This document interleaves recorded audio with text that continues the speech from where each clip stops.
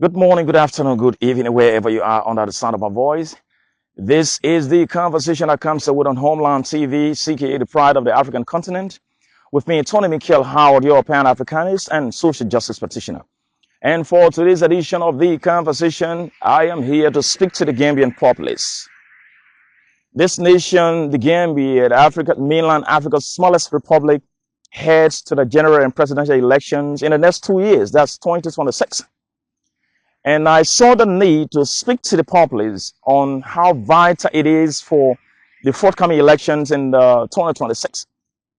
Right now, political parties, institutions are gearing up, working on all of the best modalities as far as the manifestos and programmings are concerned for the masses ahead of the most crucial elections in the history of this country.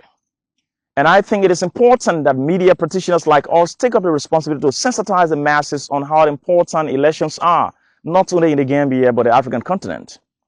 So as you Gambians are getting up or gearing up towards the elections in two years, these are crucial areas I will want you to consider as you make up your decisions as to which of the parties that should be trusted with the amount of authority to steer the affairs of this nation for the next 5 years, come 2026. Number one, you need to evaluate or assess the historicity of the different political institutions in this country. Check for the track record. It should be a responsibility to get to know party A, B, C, D, E, F, whatever political parties that is intended to contest the election in 2026. What are their historicities? What have they offered the Gambian people? What has been their reputation in protecting the Gambian people's right? In terms of development, what have they initiated in the society at a community level? Because, like I'll always say, Chinua Achebe says that a chick that will grow into a cock can be known at a very day it hatches from eggs. That is to say, a political party that should be trusted, a political party that should be given a responsibility, the political party that should be given a chance to steer the affairs of this nation for 5 good years must have been a party that has assisted the people, a party that has supported the people, a party that has initiated developments in the nation, a party that has transformed the lives of the downtrodden masses. So you must be able to evaluate and assess these parties on their historicity. What have they done in the Gambia? What have they done for this nation? What have they done in the lives of the downtrodden masses? What are the opportunities they have provided the Gambian people? The next thing you have to do is that what is the party manifesto? This party that you intend to trust for 5 good years. What is the manifesto saying? Is the manifesto answering the challenging questions that the Gambian people are asking? Questions of corruption, question of youth unemployment, questions of security.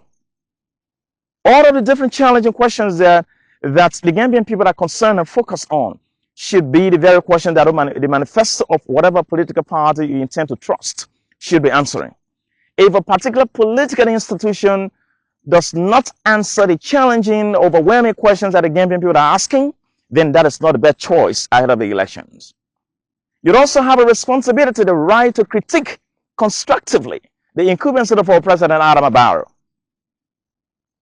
You have to evaluate his leadership to know if he should be trusted with the next term. That is, if he's ought to contest as per the Constitution. Has he done, or is he doing what the Gambian people have asked him to do? Remember that leadership is service to the people. So if the challenging questions that have been posed by the Gambian people are not what the current leadership is asking, then you have the right to critique it. That is a right. In fact, your inalienable right, a right that should not be taken away from you. So I'm challenging the Gambian people to assess and evaluate the current leadership of President Adama Barrow constructively, not destructively, on security, on health, on employment opportunity, and all the different areas of national government should be assessed and evaluated, including all the political institutions in this country. The next area you should focus is why you should vote on the character, competence, and capacity of whatever political party that you intend to vote for. Who is heading that party? Who is the leader and the secretary general of that party that is intending to contest the highest seat of this nation, the presidency? He or she must be evaluated on the character, the competence, and capacity. There's no need for sentiments like religion. No. That you two come from the same religion does not mean that he is an excellent leader or she's an excellent leader. No. Regardless of the fact that you two come from the same background in terms of religion, that person is going to be tasked with the responsibility of managing the natural resources of this country, the economy of this country, and must be judged, must be evaluated, must be assessed on their competence, on their capacity to lead, and the character. Do they have the reputation to defend this country? Do they have the reputation, the character to stand for 5 good years as president of this country to manage the state affairs so that Gambians are provided an opportunity to thrive without hindrances? So that Gambians are given the right opportunities in terms of job allocation, in terms of employment opportunity, in terms of peace, in terms of security, and all the different aspects of beneficiaries that national government ought to provide for its people. These are key things that a government should be able to provide for its people. Remember, the greatest responsibility of any government is the security and survival of its citizens. So if your government cannot provide the necessary amenities as a people, that government should not be given a responsibility. So evaluate that person on this ground of character, competence, and capacity. Not on religions, not on region.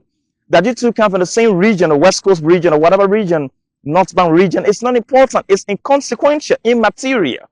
What is important is that does the person have a record charisma? Does the person have the leadership attributes? Does the person come from the kind of background or party that understands the yearnings, the crying, and aspirations of the Gambian people? If the answers to this question is a yes, then that person should be trusted with amounts of authority to steer the affairs of the nation for the next 5 years. And we're using the Gambia as a case study, but speaking to Nigeria, speaking to Senegal, speaking to my own nation, Liberia, speaking to Mama Sierra Leone, speaking to Port Louis, Mauritius, to Ghana, Sao Tome and Principe, Cape Verde, all of the different nations of the continent. Leadership is service to the people. Remember, this about the values we wear and not the titles we bear. It's not about His Excellency, Professor, Doctor, this and that. It's about accomplishment of results, not just occupying position. It's about making values, presenting value, presenting results, making results. You are employed to serve the people and not for personal aggrandizement. Service to the people so that tomorrow, once you will have left, any other leader that assumes that position will be challenged to make tremendous progress, exceeding what you will have done when you were in that position. Remember, one of the greatest responsibilities of any generation is the assurance that the generation that comes after you becomes better than you were. So if you were in a position of authority, if you were trusted by the masses, and you didn't do too well, you have failed your people. You are a locust to the state. You are an embarrassment to leadership. And such person should not be trusted the amount of authority to even have a second term, so to speak. Do not vote in a leader on sentiment like the tribe. Because tribalism is like planting a poisonous seed for potential disaster. If you are appointing a leader, if you are electing a leader on tribal distraction or distractions, you are an embarrassment to the state. That is a crime. It is risky for the future of the nation. Vote your conscience. Vote the future of this nation. Vote the future of your children. Vote the future of the generation to come after you. And it has to be somebody who you have evaluated, you have scanned in all ramifications and ensure that the person has the leadership attributes to transforming this nation from the level it is to a far more better level. So every individual, every political institution that will be given the authority, the opportunity to contest the election in 2 years must be assessed on character, competence, and capacity. Not only that, you must do your historicity of the party to see the records and how they have been positively contributory in the lives of the downtrodden masses, how many employment opportunities have provided for people, what are the developmental orientation they've had or structure they've had, the party manifesto. The manifesto has to be answering the challenging question that the nation is asking. And if those challenging questions are not positively or 100% answered by the manifesto of that party should not be trusted. Not on sentiment like the tribe, not on sentiment like the religion. No, it has to be on those very virtues of record charisma that I have mentioned. This is Tony Mikel Howard with you on Homeland TV, CKA, the pride of the African continent, on the conversation here. Many thanks. If you like, follow us on Facebook and YouTube with the name Homeland TV. I am Tony Mikel Howard, your Pan-Africanist and social justice practitioner. If you like, follow us. Bye-bye.